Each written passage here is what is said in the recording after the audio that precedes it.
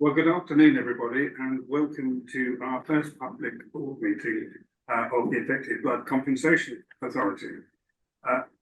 Before we go any further, because it is our first session in public, I'm going to ask everyone who's present to introduce themselves. I'll start with me. I'm Robert Francis, the interim chair of the authority. We'll go around the room, starting with David. I'm David Foley. I am the Chief Executive Officer of the Infected Blood Compensation Authority. Thank you. My name is Deborah Harris-Boomer. I'm a non-executive director on the board. Hello, I'm Russell Frith. I'm also a non-executive director. Hi, I'm Philippa Edmonds. I'm head of governance. James Quinault, Director General in the Cabinet Office and Cabinet Office of Service. I'm Sue McLaughlin. I'm the Director of Digital and Service. I'm Cindy Skelton. I'm Director of Operations. John Hancock, Director of Public Services and Chief Financial Officer. Then online we have, starting with Helen. Hello, I'm Helen Parker. I'm also a non-executive director of the board. Victoria. Hi, my name is Victoria Brock and I am IBCA's General Counsel. Hi, I'm Rob Behrens. I'm a non-executive director and deputy chair of the board. Finally, Hannah. Hi, I'm Hannah Probert. I'm Interim Director of Strategy and Policy. Now, I'm just, again, for the benefit of those who are not familiar with the governance structure of IBCA, and why should anyone outside this organisation be, this is the board, which is in fact the authority and is responsible for all decisions made. Of course, many of those decisions get delegated to the executive. So this board consists in part of non-executive members who by law must be a majority of the board. And our job for non-executives is to hold to account the executive, but they're also, confusingly, some of them part of the board. So we are a unitary board of non-executive directors and executive members, and they are the executive as a whole, some of whom there are not actually members of the board, actually run the organisation and report to us, the board. But anyone who is a director, non-executive or executive, who sits around this table is collectively responsible for the performance of our duties as an authority. James Quinault, who sits here, and he would not mind me saying so, is emphatically not a member of the board. But he is here to observe, and quite rightly so, because he represents our sponsoring department, the Cabinet Office, and it is, of course, through the Cabinet Office and the government it represents that the funds we expend are provided, and therefore it plays a legitimate interest in the conduct of our affairs. Well, that's why he's here. So with that very brief introduction, and by the way, if anyone wants to know more about how we run ourselves, you'll find much more information available on our website. And I would emphasise that this meeting is part of our commitment to be fully transparent in what we do and how we fulfil our statutory duty. So moving on from that, can I ask those who are members of the board whether they have any conflicts of interest to declare which do not already appear on our register? Everyone shakes their head, so I hear that. And I can move on to our approval of the minutes of the last meeting, which you have in your pack. Firstly, are there any amendments anyone wishes to propose in relation to accuracy of those minutes?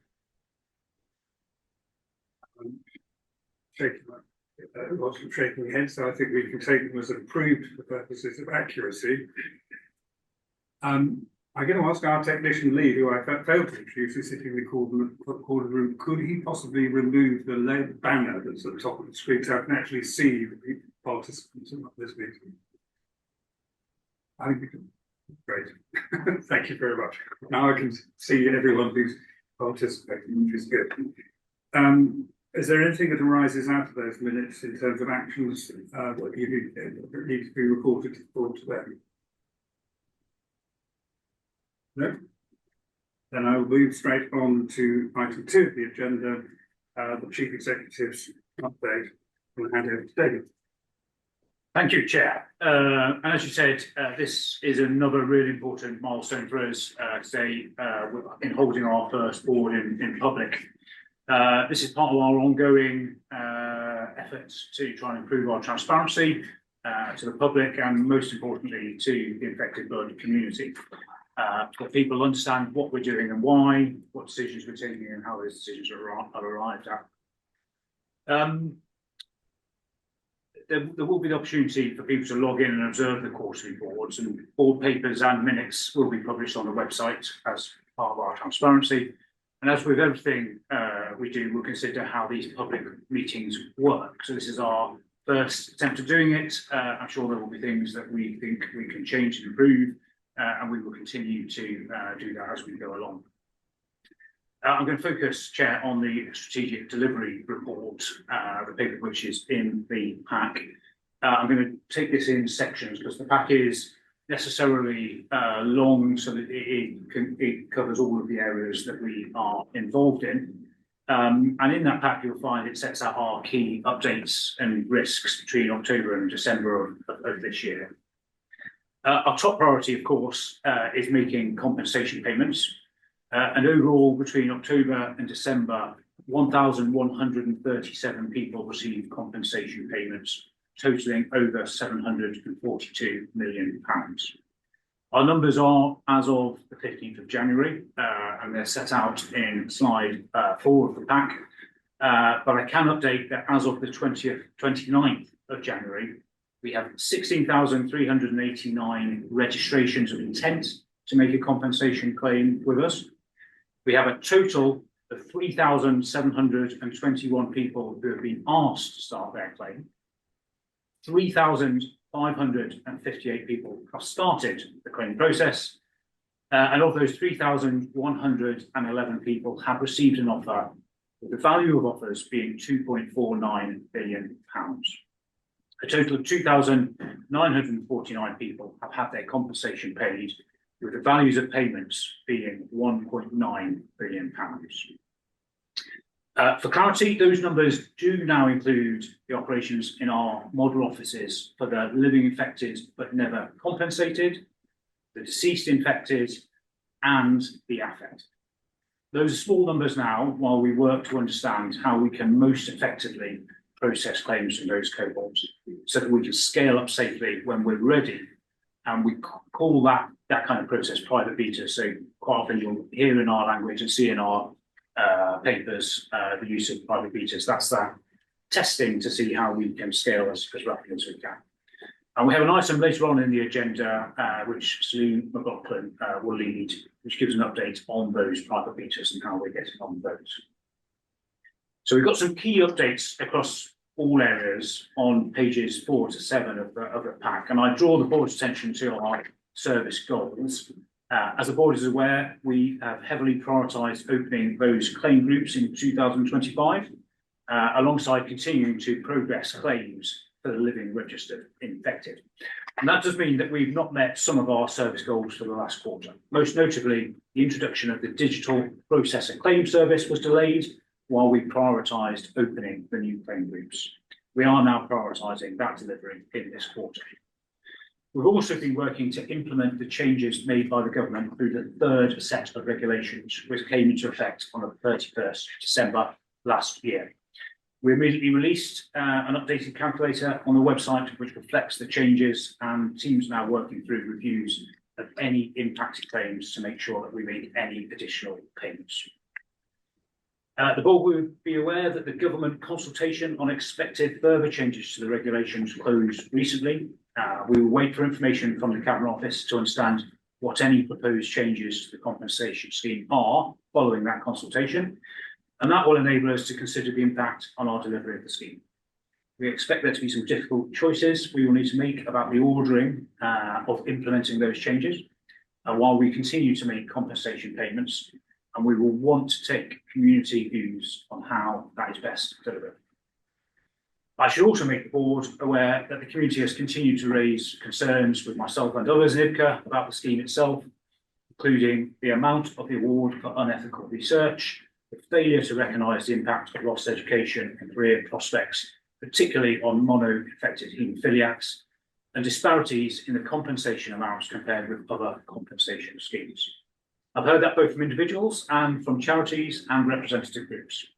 And we've written to the Cabinet Office to directly convey those concerns, as well as publishing a quarterly digest on our website of the concerns, so that everyone can see what those issues are that have come to us and how we have shared those with the Cabinet Office.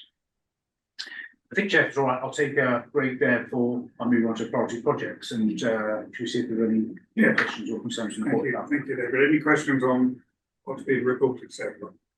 Yes, Ross. Thank you, David. That's ever helpful. The question about the difference between the number of claims that have been started and the number of offers made, so excluding the relatively small numbers in private beta, there seems still to be quite a few of the living registered infected claims that haven't yet got to a compensation offer being made. Can you say anything about the causes, the main reasons why we haven't been able to get to an offer stage yet? Thank you, Russell. Yeah, and our aim is to progress as smoothly as possible on all claims. Some claims do find that they encounter difficulties. The largest single reason for claims not progressing to conclusion is the collection of data, and in particular working with other third parties about the provision of that data. We had a really helpful intervention from the Minister for the Cabinet Office in encouraging organisations to provide data. We are still working with lots of data providers to provide that, in particular in the various bodies in the NHS that we are waiting for replies from. We're looking at the most efficient way we can do. We work with that, and we will continue to pursue every single case until it gets paid. Thank you. Helen. Thanks, Robert. David, I wondered if you could say a bit more about registrations. So can you give us the sort of latest numbers on how many people are registered, and I suppose what's the latest in terms of the pattern of registrations coming in? Is it continuing to tail off, or is it pretty steady? Thank you, Helen. Yes, so in terms of registrations, I mentioned we've got a total of 16,389 registrations in our latest data set. They do break down into different categories. So of those, 1,030 registrations are from a living infected person or their representative. About 12,815 of them are registrations obtained from a living affected person or their representative. 308 registrations obtained from a relating to a living infected and affected person, so multiple claims for the same provision, and 2,231 registrations of intent from people acting on behalf of a infected person who's sadly deceased.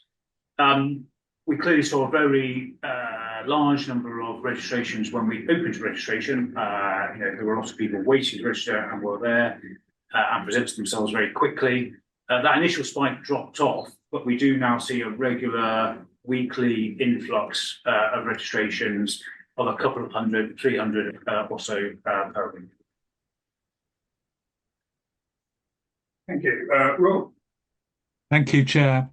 David, thank you for that. Apologies for not knowing the answer to this, but I know that Ipsos regularly survey our users for their views about the service, but that includes people who have settled and those who are yet to settle. Do we separately survey people who've settled and completed their partnership with the scheme? So When a claim has been finalised, we do have a questionnaire that is sent to the claimants to ask them about their experience through the journey. That number is in the pack. I'll come to that in a bit, Rob, if that's okay. What we are seeing is increasing satisfaction with the service reported by people who've been through the claim. Thank you. I had a question about the digital service, but I don't know if you come to that or not. What are you asking now? Well, the question is that clearly from this report, the digital service is in course of development. And I was going to ask you, probably a great proposal to ask, what difference in quality of service you might see once that is fully developed, or you're aiming for, as opposed to the service that's being provided at the moment, from the user's point of view. Yeah, I'll ask that, Chair, and then I'll ask Celine to add some colour to it as well. I think there's there are different aspects to the quality of experience that people receive, and the first is and we heard this very clearly when we started developing the scheme, about the importance of a scheme that was human, that recognised individuals, and that didn't manifest itself as a re-traumatising experience. So there is something about having a single claim manager who manages a person's claim from start to finish, who they recognise, know, and can relate to. And that has been a large part of the high satisfaction that's been reported back to us, and has been a really important part about the development of the organisation. But there is also then the point about how rapidly can we move and how can we progress, and that will, I'm sure, feature as part of the digital package. So, Celine, I wonder if you could tell us a bit about how the digital vision envisages the user journey being better. Yeah, absolutely. So I think one of the things that we've done, and one of the reasons why we've kept the numbers at the level that we have, is in order to be able to ensure that we deliver a high quality service to everybody coming through without claim managers having some of the digital tools available to them, which means that it takes longer for a claim manager to do some things because they don't have all of that process of claim service built out for them, and they make up for that by the speed by which they move through them internally. So the things that will change from somebody's claiming perspective is that everybody should have the ability to make an online claim if they wish to do so, while those who don't are still able to do it over the telephone. So that'll be a noticeable difference from someone's perspective there. And then also in terms of the speed by which we are able to increase the number of claims that we're taking, the more efficient we make the internal digital service, the more claims we'll be able to take up and scale up in terms of volume. It comes with not just the digital service element though, it's also all of the other parts of it. So the reason why we keep the numbers so low in the private beta areas is to make sure that we know that all of the guidance is in the right place, that we have the letters in the right place, that we're able to explain to people what they're going to need as they move through it, that we understand where we've got some of the evidence blockers. So all of that learning will feed into that too. So those things combined should make it a much faster and more multi-channel experience for people when they come through it, but continuing to keep the kind of the warmth and direct support of the claim manager as well as we do that. So if I understand what you're saying correctly, even with the digital service, there'll always be a human being named the claims manager behind, present in a relationship with the claimant. Absolutely, that's a key part of our service design. I think so much of what we have to work through here requires human-to-human conversation to understand the detail and the nuance to be able to get the best possible result for the person that's going through the claim. Thank you. Thank you, Chair. I'm going to, if everybody's comfortable, I'll move on to the next section of the report, which is about priority projects. So these are really summarised on pages 9 to 12. And the board will want to note our key projects. Page 9 reflects that our highest priority projects in the last quarter, opening claims to the new claims cohorts and preparing for the third regulations, both of which were completed. Pages 10 to 12 show that some of our service goals are in progress and includes the delay to the process of claim digital service that we've already mentioned. And I'm pleased to say that our position on legal and financial support for those making claims, which at the point in time of production of the pack was rated red, is now improving, and we have support available for all those making claims in the private beaters, which has enabled us to proceed with those private beaters.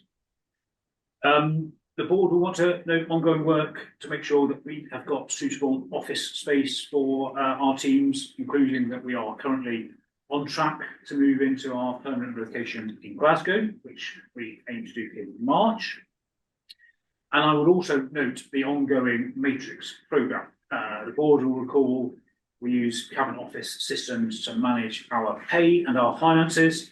And the reason we chose to do that was we assessed that that was a faster and better value for money approach than developing and building and buying a new system. The Cabinet Office is in the process of moving to a new system, and so we are tracking that transfer carefully for the obvious reasons of being wanting to be able to pay people and to pay bills effectively. Again, Chair, I'll pause at the end of that section before I move on to the next section on data. Helen first, then. Thanks, David. Yeah, so I just wanted to go back to the your update there about the support services, so the legal and financial support, and you clarified we've got what we need for the people who are going through the private beaters. I suppose, and the report makes clear that we have to go through a bigger procurement exercise to get the volume of support that we'll need ultimately as we start to scale. So I just wanted some comments around whether we're confident that we can go at the right pace to make sure that we've got the support in place in good time to be able to scale as fast as possible. So as soon as we're able to scale coming out of the beaters, are we confident we're going to have the support in place to meet that demand? Thank you, Helen. So yes, we are confident. We're trying to do this in a very programmed way. We're asking people who are currently making claims about their experience of the sport, what they've seen, what works and what doesn't work. We have a good relationship with our existing providers, and that has worked well. And we've got plans in place to make sure that we complete this properly and effectively, and in good time to be able to support our move out of private beaters when we are ready to do so. That was my question. That was your. I've got a question about the. Russell, sorry, you Okay. go first. Okay, thanks. Yeah, thanks, David. I'm just looking here at the overall picture, which is, we've got 4 priority projects. 3 of them are showing a red RAG rating at the end of December, and red, has substantial risk of not achieving the objective. To what extent can you assure the board that there are sufficient actions in place that will start to bring these away from being red, and back on track to achieving our objectives? Yes, thank you, Russell. So first thing I'll say on that is we are operating in a risk approach and a risk tolerance which is slightly different from the conventional public sector norm. We agreed with our sponsoring department and the Minister of the Cabinet Office and the Permanent Secretary of the Cabinet Office wrote to the chairs of the PAC and the PACAC to express that in order to be able to move as quickly as we can on making payments to those so fundamentally affected by this scandal and who have fought for so many decades to receive justice, that we should take a slightly riskier approach to delivery in order to speed up the receipt of compensation to those due.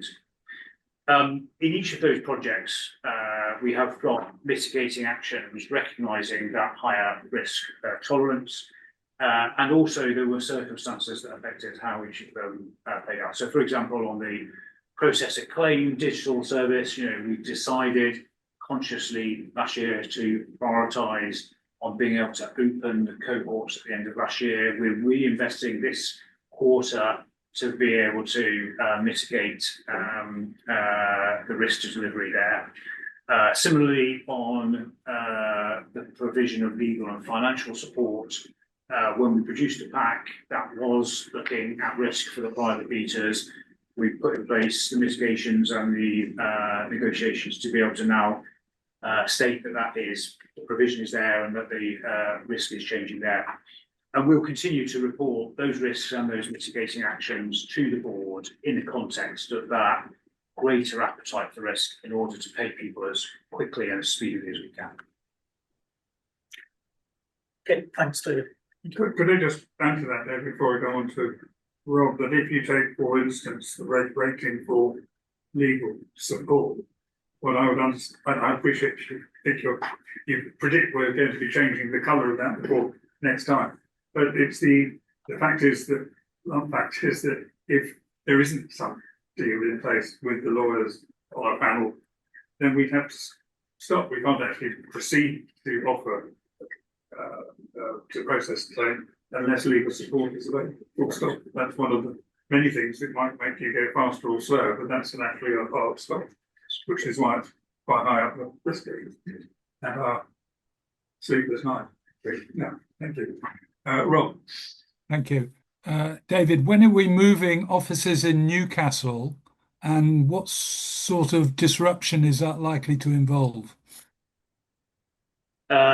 Yes, we are. In May, we are planning to move into our new office in Newcastle. We've got a very careful plan for how we do that. We recognise that it will require people to be able to manage that move carefully. We've got a plan that sequences both the choice of who moves and the order and how we do that. What we're engaging with our teams in terms of making sure that they are well bought in and understood and understand the move. And we're confident that the new environment will give us a really good workspace to be as productive as we can be. So well-planned move, Rob, and one that we are eagerly anticipating because we think it will add to the environment in which people are operating. Is it worth adding as well that we're moving into our new Glasgow office at the beginning of March? March, that's right. Yeah. Thank you. So before I really interrupted, I was about to ask you my question, and it's about our use of Cabinet Office services for pay and the like. And I just wanted your assurance that that in no way prejudices our operational independence from the Cabinet Office in relation and indeed responsibility that goes with that independence for who we hire, how we hire them, and what we do. Yes, thank you, Robert. I can give you assurance on that. So the systems, are the services and the IT systems that sit underneath being able to make payments. The choices about who IBCA recruits and employs, the decisions around what we pay, who we pay, and how we pay them are for IBCA. The Cabinet Office, although providing those underlying services, has no role in the decision making around payments. Thank you. And no more questions on that section on the end. Thank you, Chair. I'll go on to the section on data then. And if I could draw the board's attention to the slides that concern data, they are pages 20 to 25 in the pack. So on pages 21 to 22, you'll see some further detail on the trends in progressing living infected claims. You can see that all those living with infection who were already registered on the scheme have now been asked to begin their claims, and we are working to support them through the claim journey. You'll see from the numbers that a large proportion of those have had compensation paid. We continue to work really, really hard on those that have yet to be paid to make sure that those cases move forward. We talked earlier on about some of the challenges we are facing in getting the information to be able to progress them. it is, of course, a result of having made so much progress with that group of people, that the numbers that we publish show smaller numbers beginning claims. And that's because we've worked through that cohort and we're starting the new cohorts with carefully controlled numbers. Celine is going to give us a bit of a update on the progression on those new cohorts in a later board item. But these graphs helpfully show the same progress we went through for our first cohort last year, when we started with small numbers in January of last year, and that enabled us, having that built up that experience, that knowledge and that understanding, to be able to scale up quickly and safely once we work through those first challenges. On page 25, you'll see our most recent feedback surveys. And Rob, thank you very much for the question. This is how those making the claims report to us that they have found the service and the experience that they have had. And we're very pleased to see that the number is improving, which reflects the work of our claims managers to make sure those making claims are supported. We talk about the value of a specific claims manager that people making a claim know the name of, build a relationship with, and can work closely with. Of course, we continue to look at all the feedback we get, and any feedback that suggests improvements, we are looking to understand and to implement. So again, Chair, if it's okay, I'll pause there before going on to talk about communications and see if there's any questions or queries on data. Yeah, thanks, David. Just wanted to talk about the feedback survey. I noticed that people are satisfied, very satisfied, but we do have people who have said they're very dissatisfied. Are we able to tease out if there's a common theme there?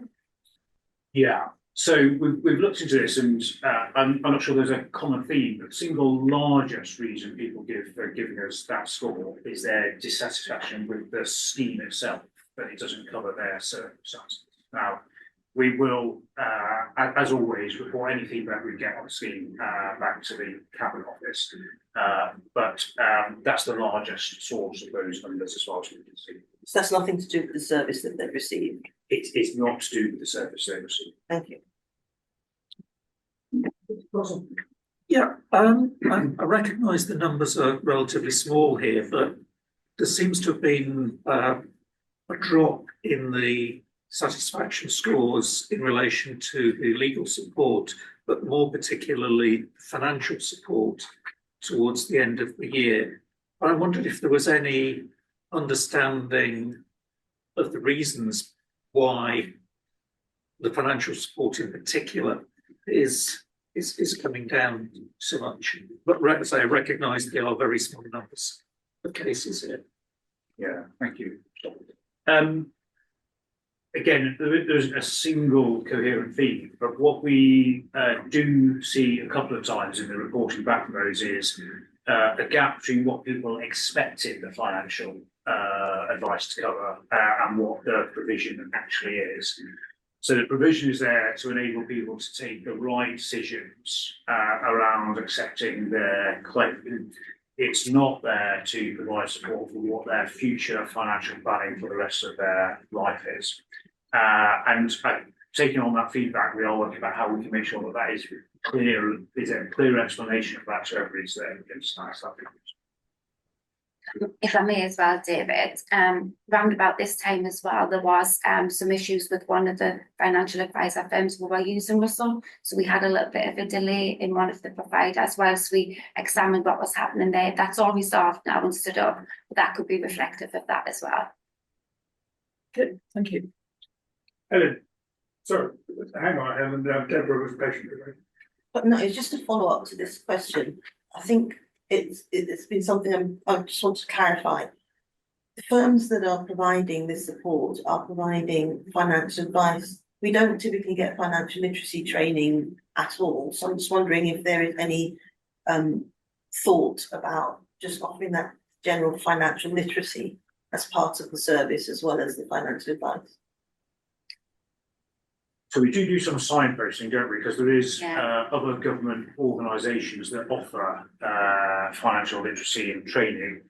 We ourselves don't provide any, but it's a good question which we could take away and have a look at. I think about if there's anything else we could do. But largely that we expect to be financial literacy to be done by other organisations. Yeah, thank you. Hello. Yeah, thanks. David, I just wanted to apologies.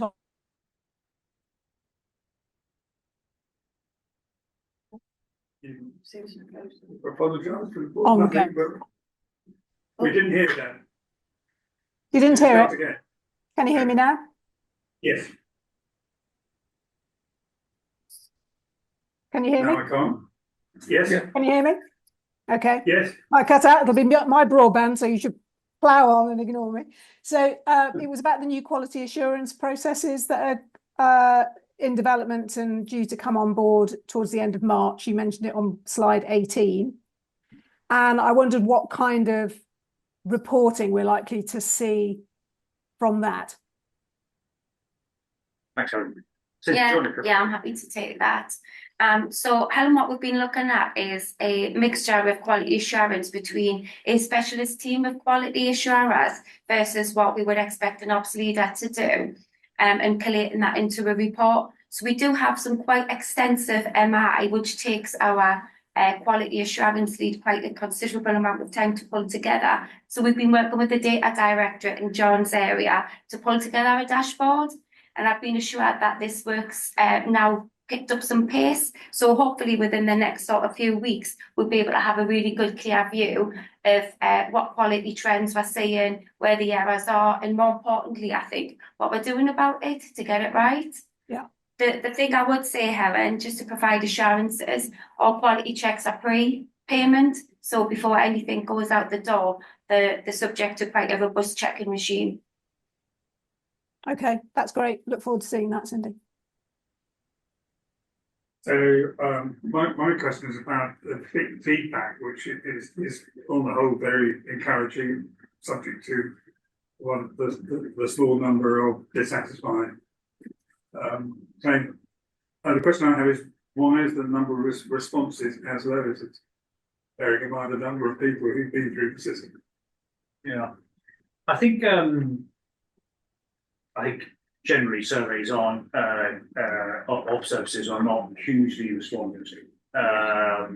So I don't think this is necessarily a surprising response rate.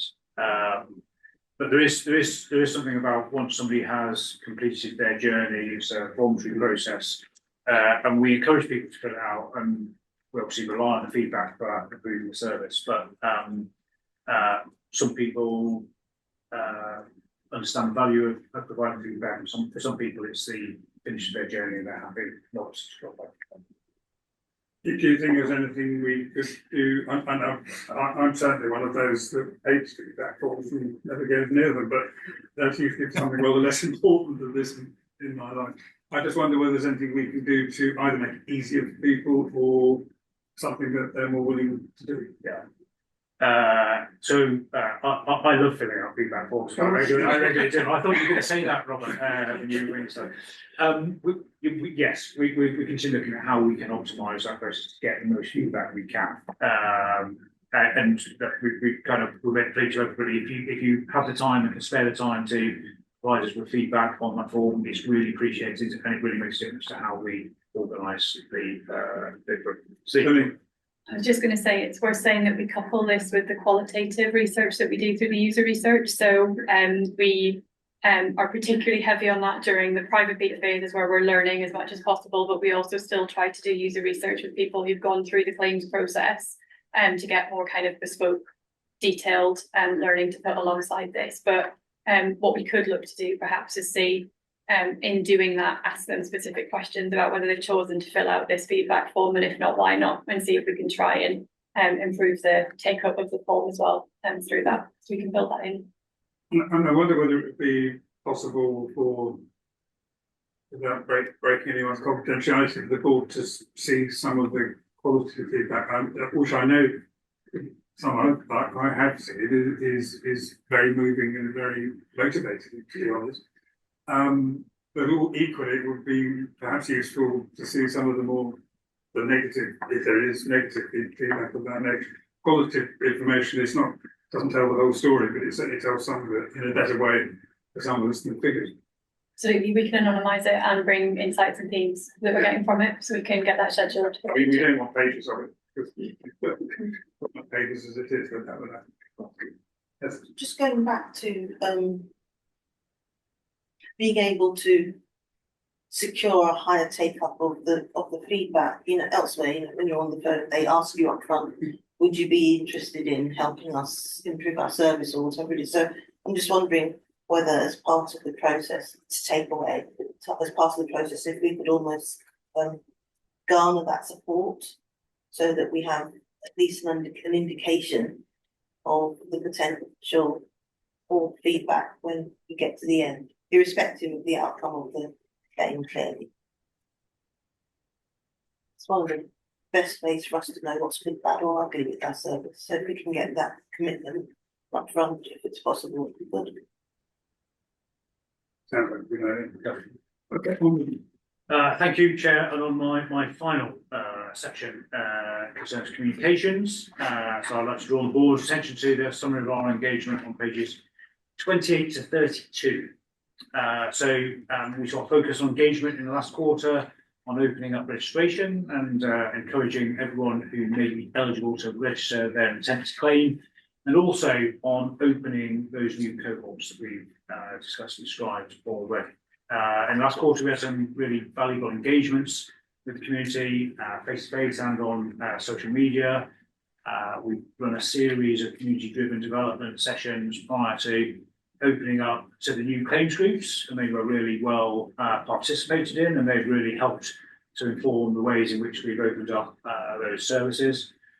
We ran sessions at the memorialisation event in Church House and at the Haemophilia Society big get together, which allowed us the opportunity to speak to lots of people directly. And we're really grateful to all the members of the community who attended those sessions. We also had the first of our new drop-in events in Glasgow on the 25th of January. This was attended by members of the board and the executive. And this is a new format that we're trying out in terms of being able to speak directly to individual claimants about what their interests, their concerns, their hopes are about the conversation and how we're delivering it. And we've had a good response to that. So that will be the format which we carry on working, and our aim is to go the length and breadth of the UK in doing that. So we are planning future drop-in events in Birmingham, London, Manchester, Belfast and Cardiff as well. All part of our aim to be more transparent. And as I've said to the board, these are really helpful sessions for us to hear from the community about our delivery. We hear direct from individuals. They can tell us about their concerns about the regulations which we pass on to the Cabinet Office, and also which we'll be capturing in our quarterly digest, which we are now publishing on our website. The first one was published in January. And then finally, Chair, I should remind the board that I will be attending the Public Accounts and Constitutional Affairs Committee of Parliament on the 10th of February. This is more commonly known as the PACAC. And that session is on the Cabinet Office annual report and accounts. And I've been asked to attend the committee in case you have any questions on IBCA's accounts. Thank you, Chair. We wish you the very best for that. Any questions either arising from that last bit or more generally? Helen? Yeah, thanks, David. Just going back to the drop in the first session in Glasgow, the sort of open house session there. I know part of the intent there is just to be available in lots of different ways so people can approach us in the way that kind of works for them. But do you feel that was enabling us to sort of reach different sections of the community? It's early days, I know, but did you have any sense from that session that was part of that format?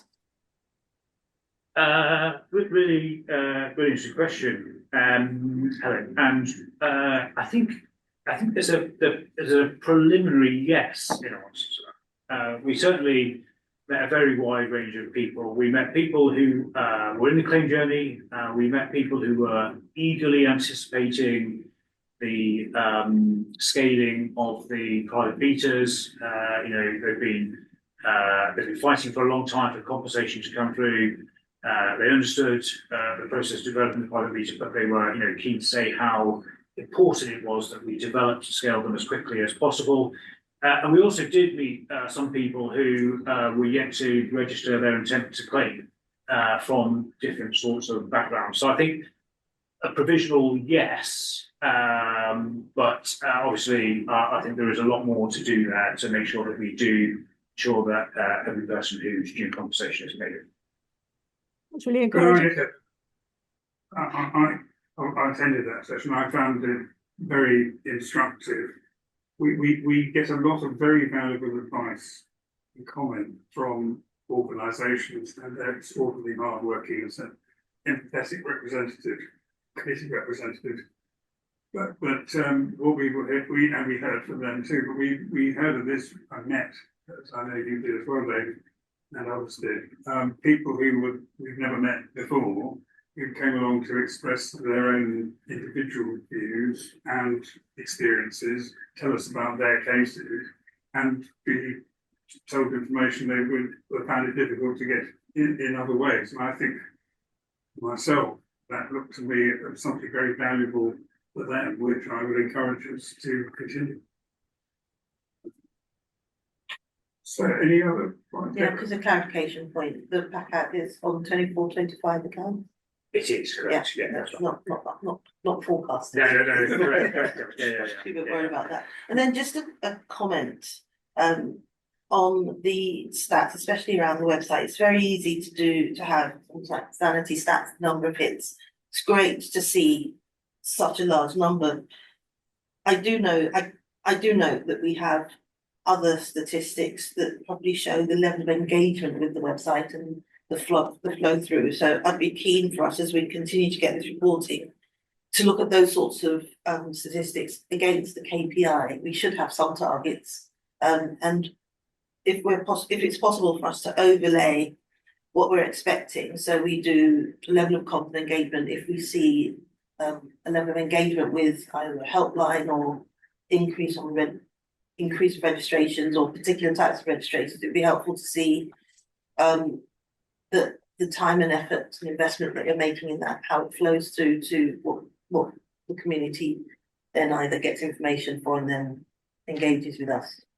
So it's a comment, not a criticism. Yeah, I agree. I think there are richer data sets that we can use as well, and I think we show a very strong correlation between the queries we get in our contact, which strongly correlates with events in the wider world, like, for example, when there's a big ministerial announcement or new legislation comes through, we see a comment spike in the amount of contact.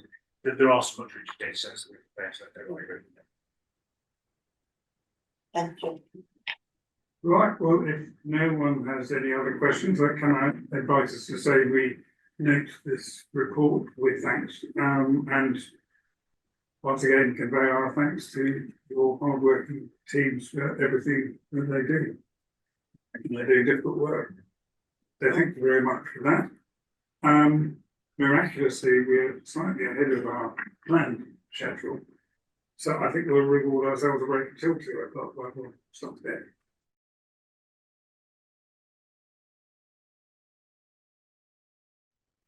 Right, well, hold our break, you can move on. Well, in fact, we move backwards because I'm permitted to ask for an update on the action log. And I think we're going to deal with that. Yeah, absolutely. So there's a number of actions that you can see on the papers. I'll refer to those and just give a very quick update to them. Action 149 is completed and closed, which is adding PDI research to the agenda of the Quality and Performance Committee. Action 150, implementing a process for sharing the minutes of the operation policy meetings with the board. This is very close to completion. These papers have now been received by my team in governance, and we will share these papers and close this action shortly. Action 156, using low-key targeted communications to spread the message about registration. This remains open and ongoing. Action 157, There will be an additional action to update the board on the progress against this one, which is conduct planning for a wider marketing campaign about registration of this should be required. Action 159 has now been closed and completed. Action 160, preparing a session on choices about digital capability for the board strategy away day remains open. There's a date to be finalised this quarter. Action 161, conducting analysis on the challenges of providing appropriate evidence for the affected cohorts. This is ongoing and more information will be circulated ahead of the next public board in May. And finally, action 162, which is to provide training for the executive committee on dealing with grievances and concerns. I'm just going to read the progress update, which remains up to date at the moment, which is that a session will be held with EXCO at their away day on the 5th of March. This will be facilitated by the IBCA HR team, taking into account our policy, procedure and best practice based on lessons learned by HR colleagues. Does anyone have anything they'd like to add against any of those actions? Yeah. No? In which case, I will pass back to you. Thank you very much.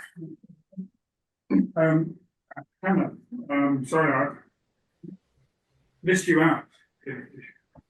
Would you like to tell us something about the board strategy waiver?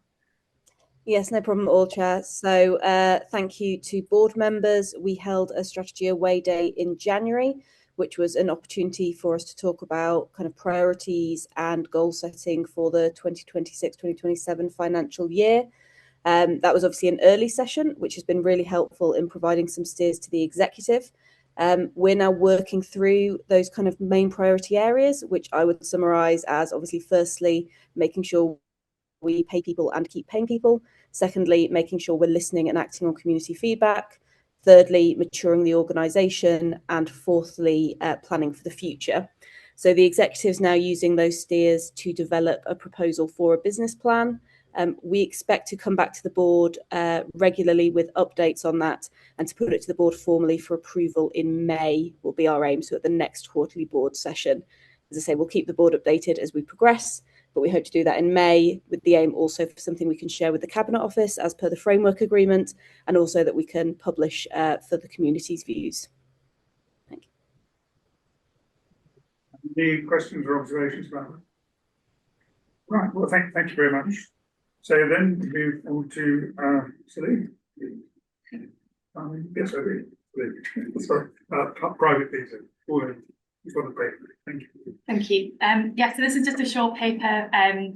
As you all know, we launched 3 private betas in the end of November and beginning of December last year. And that was to expand out the types of claims that we're paying to those who are living infected but never compensated, those who are claiming on behalf of a deceased infected person's estate, and the first affected claims as well.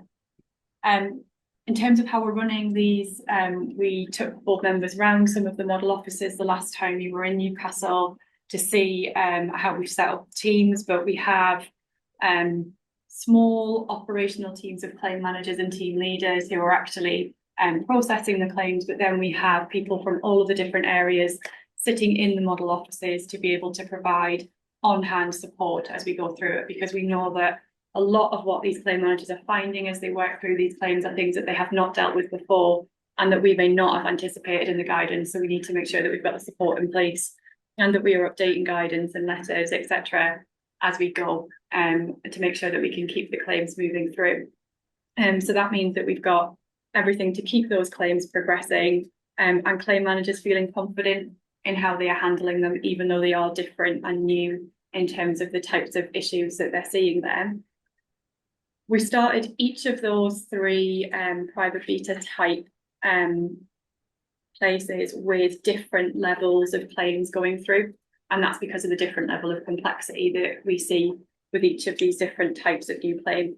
So for those in the living infected never compensated group, while it is new for us in terms of the fact that we don't have all of the evidence, etc., that would have been held with the schemes for those that were registered, we have been dealing with claims from people who are living and infected for some time. And so we know a bit more about how we're going to handle this. And so we've got the largest number of people into this to start their claims. So far we have asked 66 people in that group to start a claim. Of that, we took them from the initial registration data that we had at the time in November. And so we have 27 of the claims that we started in that group are people who had stated that they were near end of life. And just to remind everybody, the definition for that is people who believe they have 12 months or less to live. The remaining 39 that we have in that group are people who fell into the second prioritisation category, which was those who had from the severity of their condition. We have now had more registrations come through since then of people who are living infected but never compensated but are end of life, and they will be the first sets of ones that come through, and then again into people that fall into the severity category when we start to grow that number out. The deceased infected private beta, we knew we would want to keep the numbers smaller on this. We're very aware of the sort of some of the challenges that the schemes have had when going through probate, multiple executors, etc., in terms of managing that through. And we're also very conscious of the fact that where the schemes are currently paying interim estates payments, we need to make sure that we get the timing right on that, so we understand what's been paid and not paid, so we don't end up overpaying somebody and then having to get back in contact with them and try to recover money, which would obviously be very traumatic for those individuals. So we're managing how that runs through. So we kept the numbers lower on that. Of that, we took the first 15 cases through who were all end of life cases. The remaining 11 are cases that we have started off in the deceased infected group because they are the linked claim to a prioritised affected claim that's come through. And I'll kind of talk about that in a second more once I start on the affected group. And then for the affected private beta, we've asked 17 people to start their claim, all of whom fall into the end of life prioritisation group. So just on the 11 linked claims, of some of those 17 people, they had a foundational claim which was linked to the deceased infected claim for somebody. So we've had to start off that claim in order to be able to process the affected person's claim that we've moved through. So we talked about this in CDD in the back end of last year, which was around what do we do where we have a claim that comes through, because obviously we need to understand not only that claim for the deceased infected person's estate is eligible, but also the amount that they're paid in order to effectively work out the amount of compensation the affected person is due. So that's why we have that sort of strange level of numbers in each of the different private betas. As I said, we're planning to continue to grow those numbers initially at small scale, while we kind of continue to increase our confidence in handling these different types of claims. Our expectation is that for the living infected never compensated claims, we should be able to scale that on a slightly faster pace. As I say, because we do have a better understanding of how to manage these types of claims. What we're finding in the different private betas, there's a number of different challenges that are coming through. Some of them are technical, so getting people through the identity verification process, making sure they've got the right documentation. How can we best support that? As you know, we're using one login. We're having reasonable success for the people who were able to start in one login. But what we're also finding is that quite a number of people are choosing to go through the supported digital route for their identity verification, some of which is down to what documents they have. But also some of it we think is just because people feel more confident going through that supported digital route. We've got a bit of an assumption that that might be because some of these people are in that end of life category and therefore more vulnerable.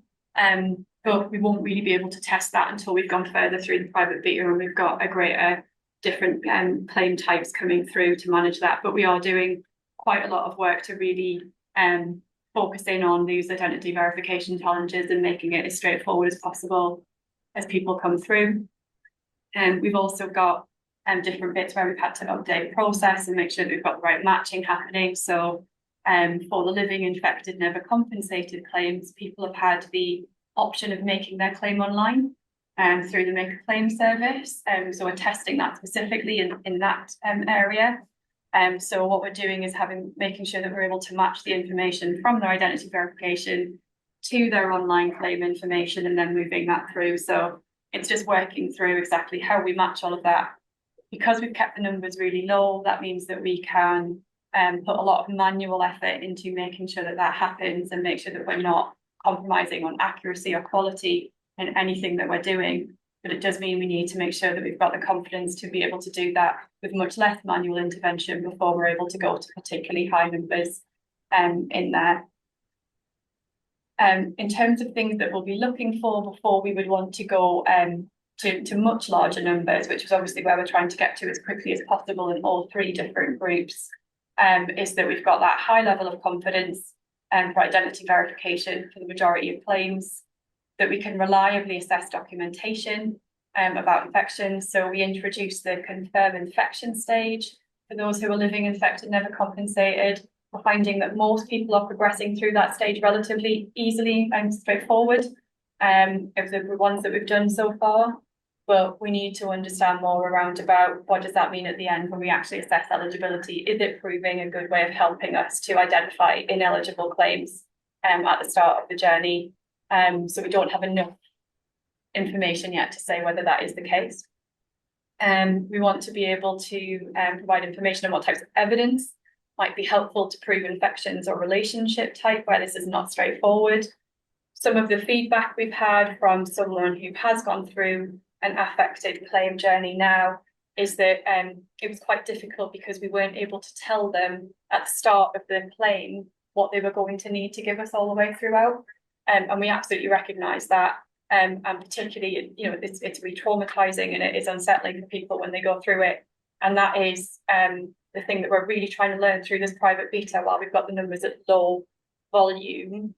How can we get as much information as possible so we can give that level of information to people? So where there's documents that we can be really certain of, these are definitely, if you've got these are really good, these will really help us.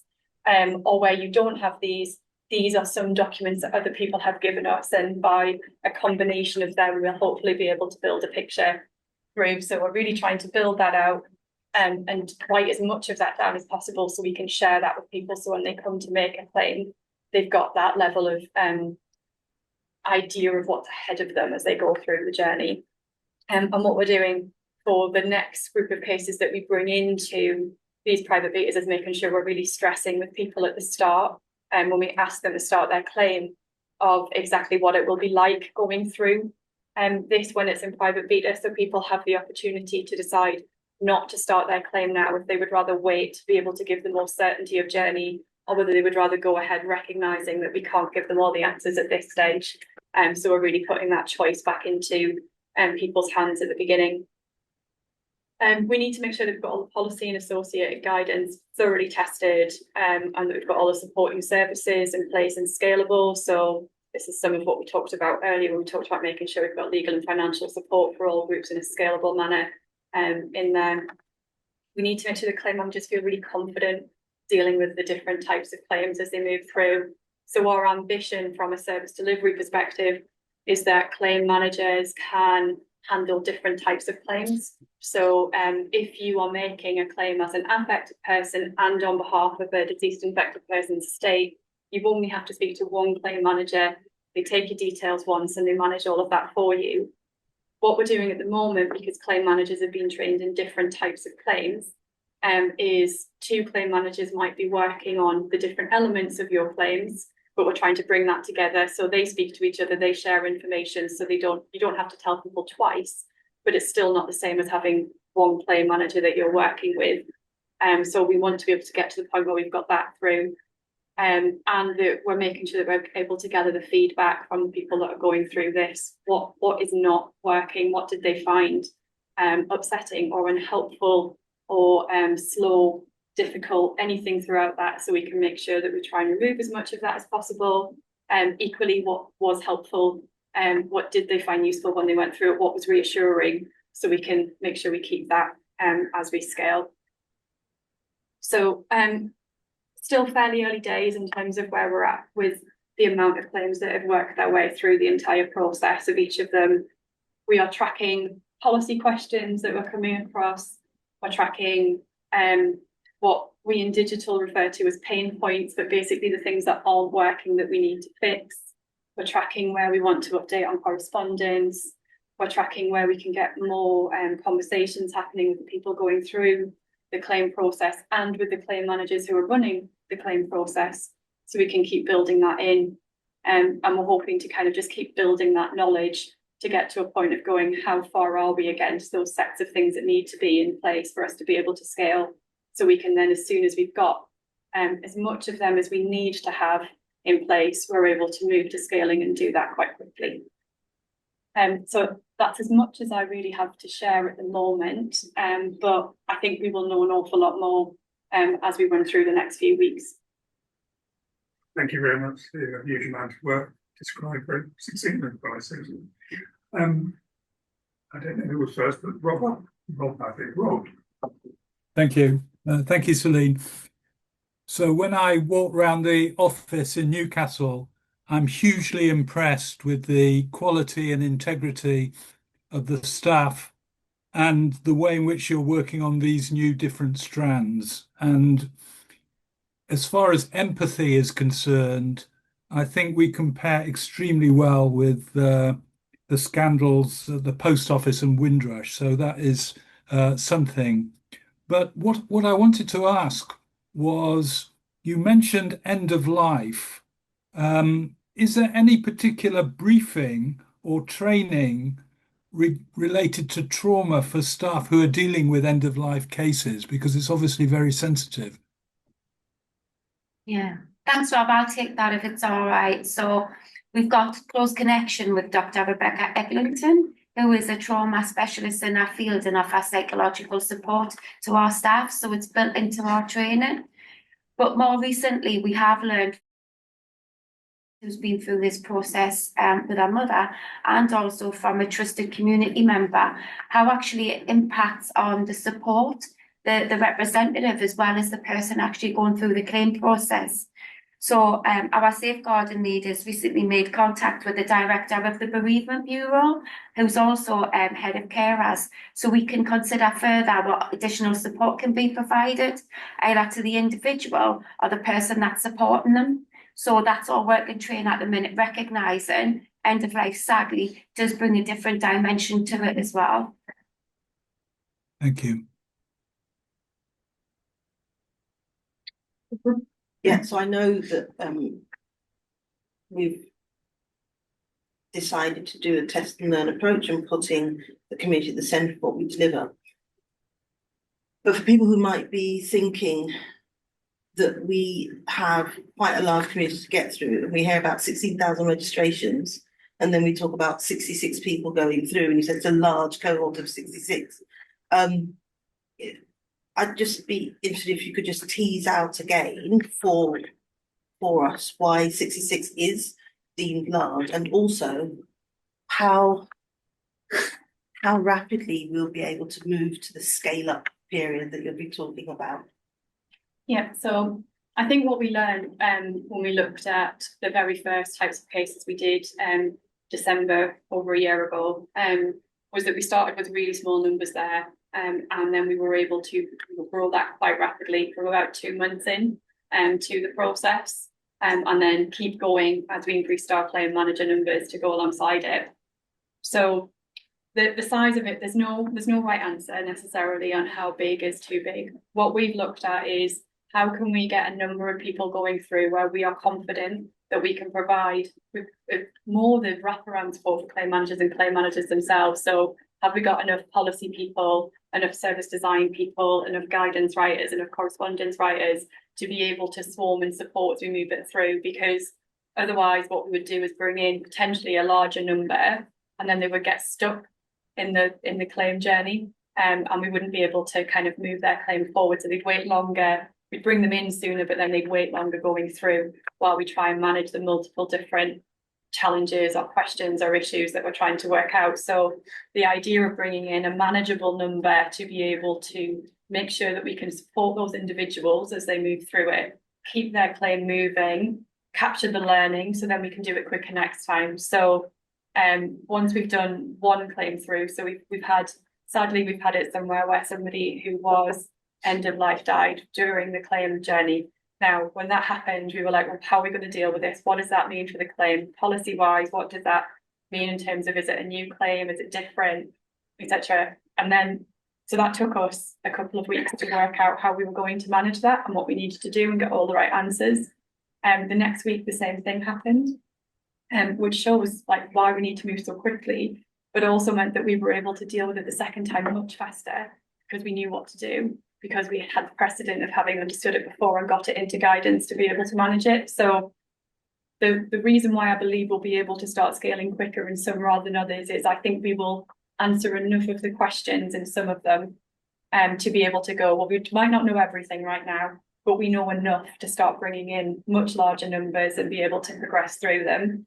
Whereas with some of the other ones, I think there are going to be more questions for us to answer, more things for us to work through. So my gut feeling at the moment is in living infected, never compensated, as a group of claims coming through, we should be able to open that up at a faster rate, because the questions that we have there will be harder to solve because the evidence might be harder to find, but it's the same kind of questions we're asking now.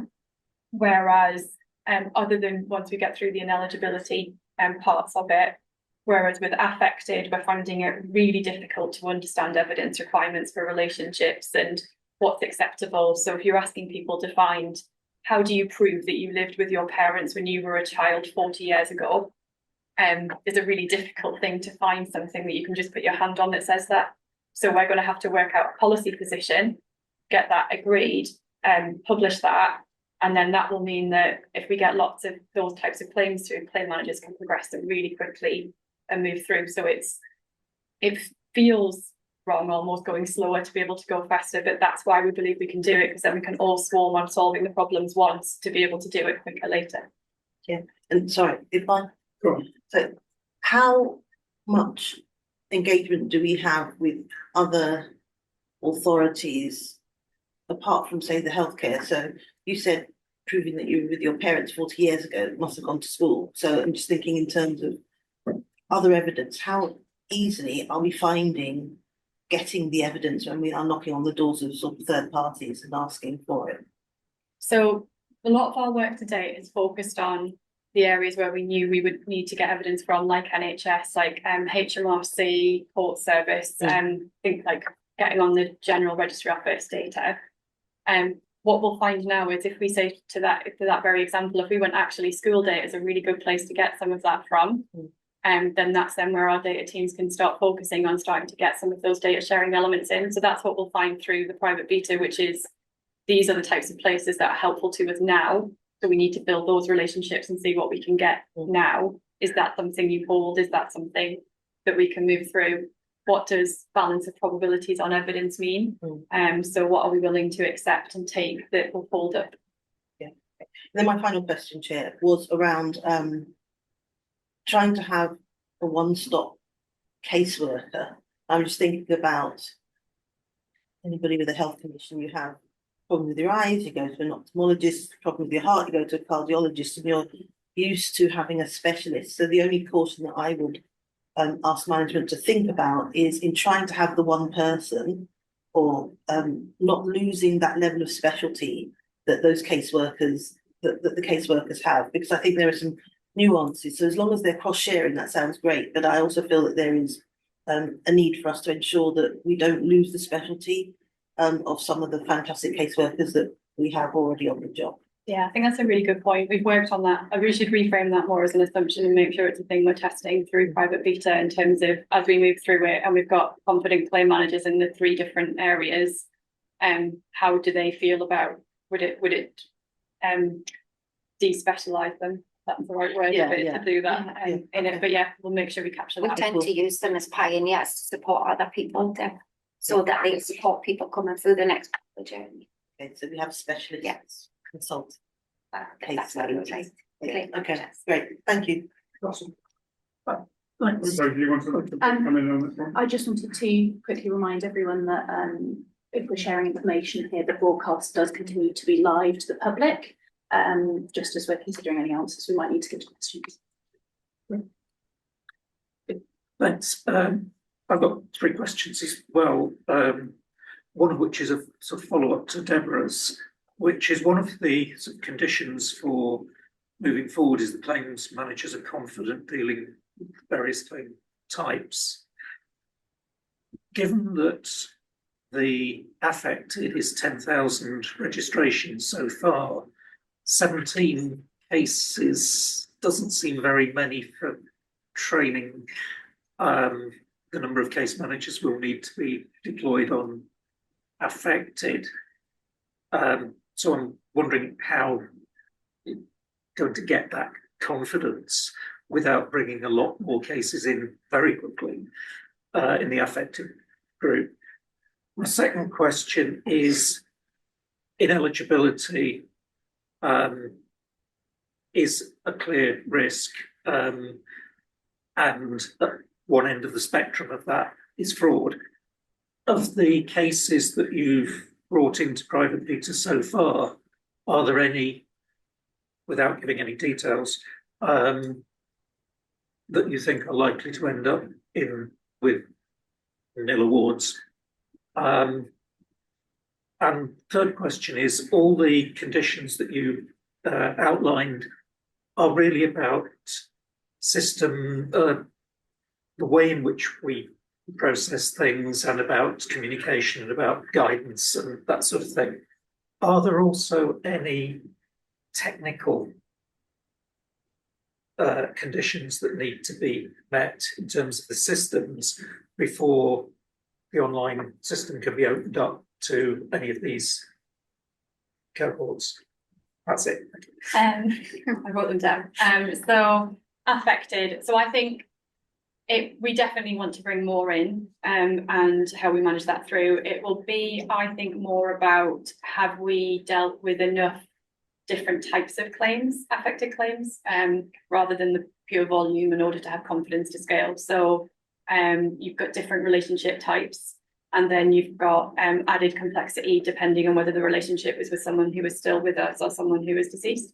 And so kind of managing that. So once we've done through a number of them, that will help us to build that through, increase the numbers still with support, but in the claim manager world, and then kind of look at how you kind of take the stabilizers off a little bit in terms of how you move that out and across, and what that means for training for the wider group of claim managers, because obviously we've got a small number that we're working with at the moment. Eligibility, we haven't had to say no to anybody yet. And I don't know enough yet to say whether any of the claims that we're currently working through are ones that we think might become ineligible. We know that one of the biggest challenges we're going to have around ineligibility, particularly where we're dealing with those claiming on behalf of a deceased infected estate, is the acute chronic differentiation. So where somebody has already passed away and doesn't have evidence of chronicity, it's going to be much more difficult to establish that where they're deceased. So we know that will be challenging. At the moment, I'm more focused on where we've got claims where people genuinely believe that they are eligible for compensation, but aren't, rather than deliberate fraud. But clearly we're trying to make sure that we've got all of those different safeguards in place from a counter fraud perspective, and that's where some of the documentation element comes through. A lot of the work that's happening across Cindy's team on that, and some of the work that John's been doing around about what might we be able to do from a data perspective to help us to identify potential fraud vectors there. But telling the first person that we have to tell that they're ineligible will be a big change for claim managers. To date, they have primarily been telling people what they're getting, and where we've had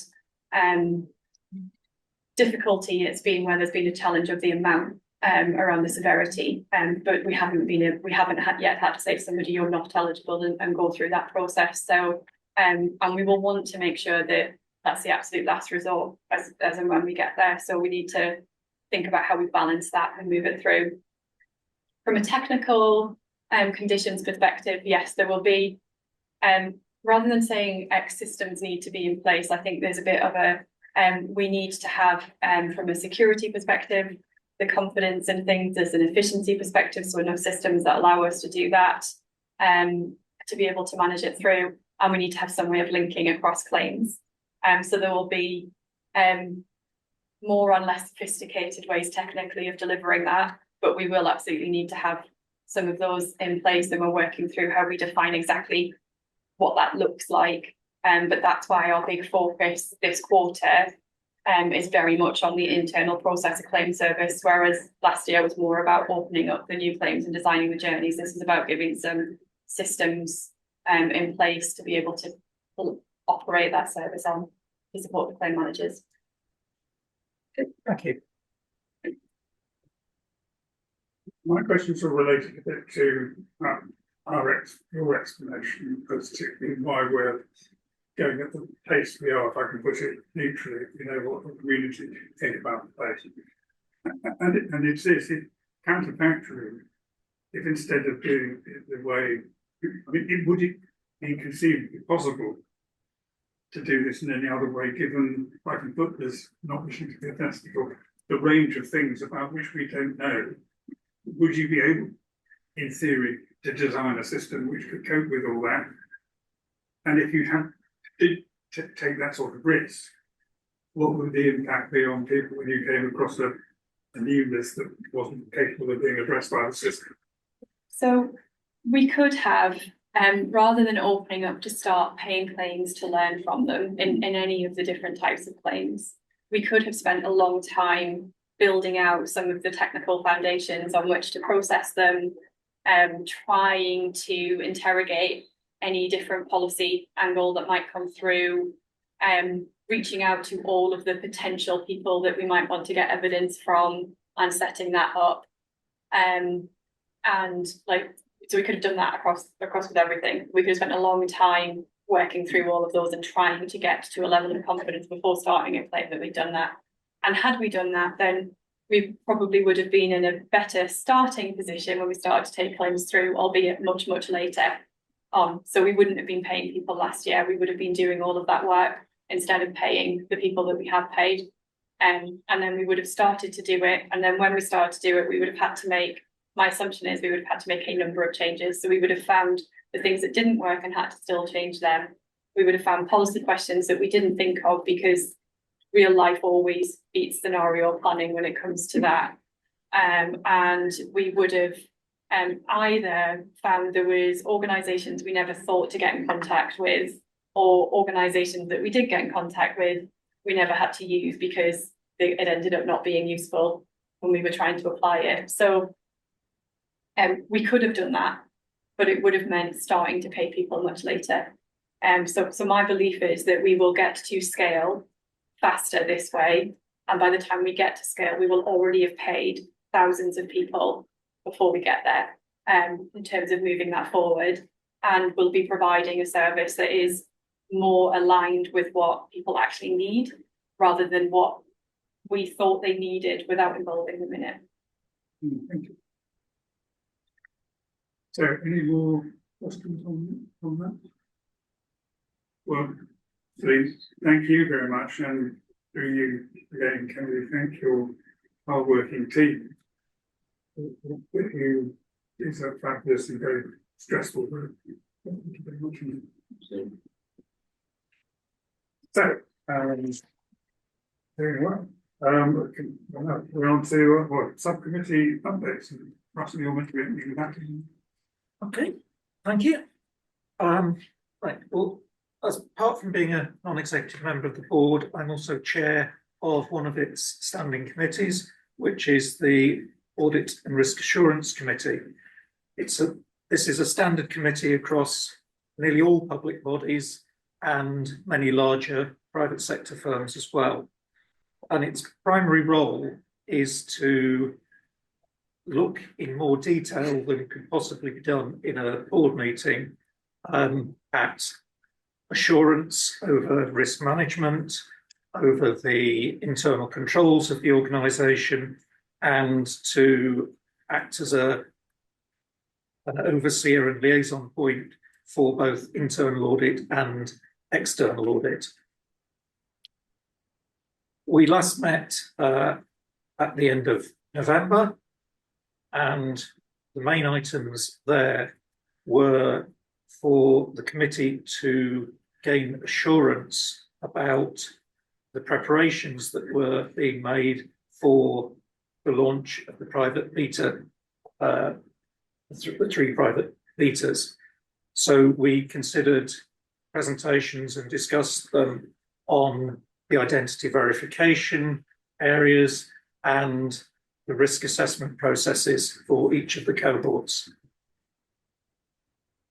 As a result of those presentations and discussions, the committee were satisfied that there was enough in place to allow the private meters to start. We also looked at the lessons learned from the previous annual reports and accounts exercise and the things that need to be done towards the next annual report and accounts. We next meet later on this month, and the main focus of that meeting will be preparation for the annual report and accounts. And that means preparation in terms of management's timetable for producing the accounts and the annual report part of the document, and the plans from the National Audit Office, who are external auditors, for their external audit of the accounts. And so we'll be looking at what the main issues might be arising on the audit, and the timetable for getting there. That's all. Happy to answer any questions. Any questions? Yeah. I have a question to David, actually, just thinking about the PACAG. And you're talking about 24-25, and we've got a lesson learned. I'm just wondering how much of the lesson learned information from ARAC will be used to sort of inform your conversation with PACAG. Yeah, I think that the conversation would be good by the questions that they're interested in. They normally send that to us in advance to help prepare, and then we see the questions that we get. But certainly we'll be drawing on all of the things we've got, including the lessons learned report, to answer those questions. I think it would be helpful if you haven't, if ARAC hasn't already seen anything that's relevant, because it's a year one, and I think it's very difficult when you're talking about a startup organisation within the very structure of sort of civil service. It was a startup, so there's probably some things that we take for granted that might actually need to be truly teased out to show exactly what we were able to achieve in that first under a year, wasn't it? Under a year. Wow. Totally agree. I think there were some really important tensions that played out in that year, which would be good to see how we manage those. Thank you. Thank you. Debbie, you have the floor. I didn't do that to everybody. Yeah, so the Quality Performance Committee, as you know, has not yet been started up. And it's not to say the board has not been looking at some of these things, but clearly there's a need to do granularity. I have a little note so that I hit the key things.